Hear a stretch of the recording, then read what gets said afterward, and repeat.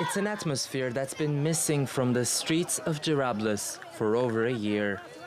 The feeling following the removal of Daesh from their hometown. Our team, the first international journalists to be granted access to the newly liberated town. Remnants of Daesh rule are everywhere, as the Free Syrian Army has only just had time to calm the area for booby traps and mines.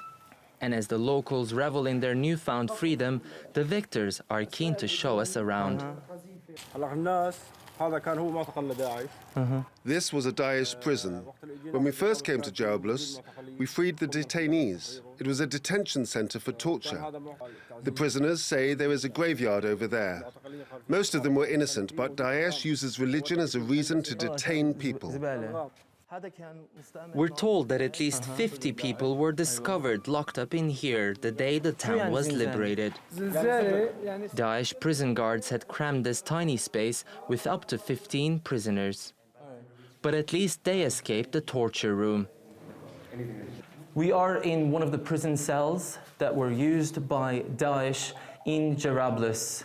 The FSA fighters told us that people of Jarablus, those who were detained, they were tied with chains up to the ceilings like this, and they were beaten and tortured. Those who were sentenced to death were brought here and were beheaded.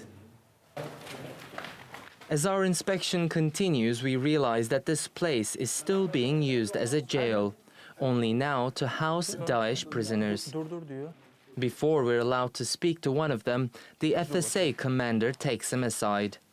He's from Manbij, he says, and has been with Daesh for 2 years. His group would kill anyone who disobeyed their orders, in horrific ways, he adds. We learned that at least 400 to 500 people were killed in this small town alone. Any defectors would also feel Daesh's wrath.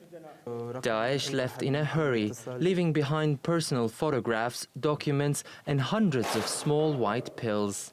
Rebels presume it was Captagon, which is an amphetamine that stimulates fighters during combat. It's billed as the drug fueling the war in Syria. Daesh's 17-month-long occupation of Jarablus has left its marks across the city. The Free Syrian Army is still liberating neighboring villages from Daesh, but as these fighters will tell you, they still have a long road ahead. It is Tianshan, TRT World in Jarablus, Syria.